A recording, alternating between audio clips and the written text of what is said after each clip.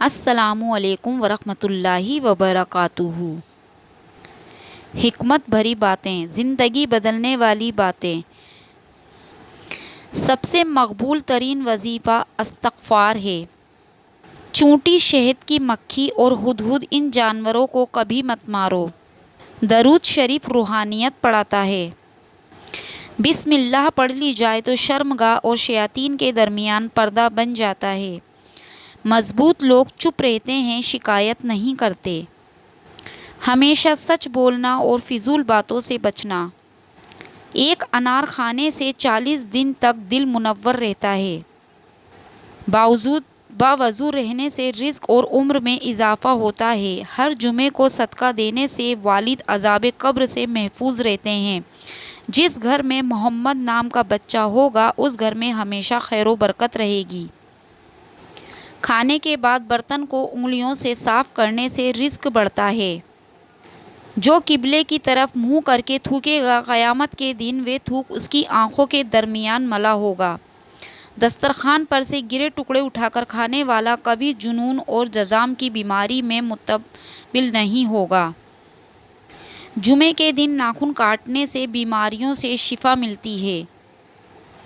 جو شخص حضرت نوح علیہ السلام پر 3 بار درود سلام بھیجے اس کو سانپ بچھو نہیں کاٹ سکتا۔ جنت میں ایک نہر ہے جس کا نام کوثر ہے۔ جو شخص اس کی آواز سننا چاہے وہ اپنے دونوں کانوں میں انگلیاں ڈال کر سن لے۔ یہ حضرت عائشہ صدیقہ رضی اللہ تعالی عنہا کی روایت ہے۔ جیتون کی مالش بدن پر کرنے سے شیطان 40 دن تک دور بھاگتا ہے۔ ہر مہینے سے پہلے 3 دن شہد چاٹنا بڑی تکلیف سے محفوظ رکھتا ہے۔ جو شخص نہار منہ 7 عدد کھجور کھائے گا اس پر کبھی جادو کا اثر نہیں ہوگا۔ جو دن میں گناہ نہیں کرتا اسے رات کو مصلی پر کھڑے ہونے کی توفیق ملتی ہے۔ جو دن میں گناہ کرے گا وہ رات کو تہجد نہیں پڑھ سکتا۔ پاؤں سن ہو جائیں تو درود پاک پڑھنے سے فوراً ختم ہو جاتی ہے۔ کھڑے ہو کر شلوار پہننا انسان کو سنگ دل بناتا ہے۔ والدین کی طرف دیکھنے سے نظر میں اضافہ ہوتا ہے۔ عاشورہ کا روز کھانا کھلانے سے سال بھر کا رزق اللہ پاک مفت دیتے ہیں۔ کھوئی ہوئی چیز کو یاد کرنے کے لیے درود شریف پڑھیں۔ قضائے حاجت کے وقت فلش پہ تھوکنے سے ذہن کمزور ہوتا ہے۔ حضرت علی رضی اللہ تعالی عنہ فرماتے ہیں نرگس کا پھول سونگھنے سے بارش، جنون اور جذام سے محفوظ رہا جا سکتا ہے۔ اپنی زبان کو بند رکھنا، چغلی، جھوٹ، غیبت، برائیوں اور ادھر ادھر کی باتوں سے بچو۔ وبا کے دنوں میں درود شریف پڑھنے والا وبا سے محفوظ رہتا ہے۔ سانپ دانتوں سے ڈستا ہے اور انسان آنکھوں سے، اسی لیے ہمیشہ اپنی نظروں کی حفاظت کریں۔ جو عورتوں پر بری نظر ڈالتا ہے علم کا نور اس سے چھین لیا جاتا ہے۔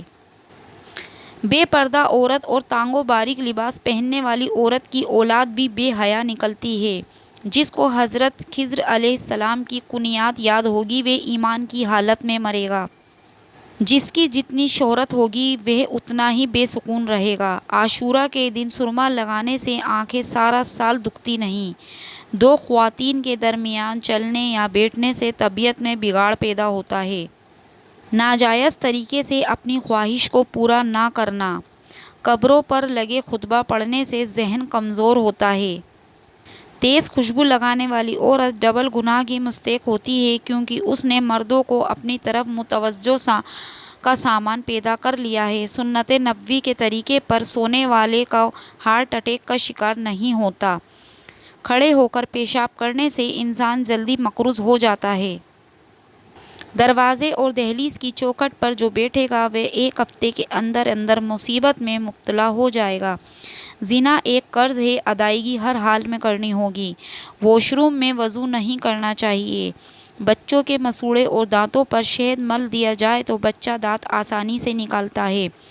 جو کوئی سچے دل سے شہادت کی موت مانگے گا اللہ اسے شہادت کی موت ہی دے گا، چاہے وہ بستر پر ہی کیوں نہ ہو۔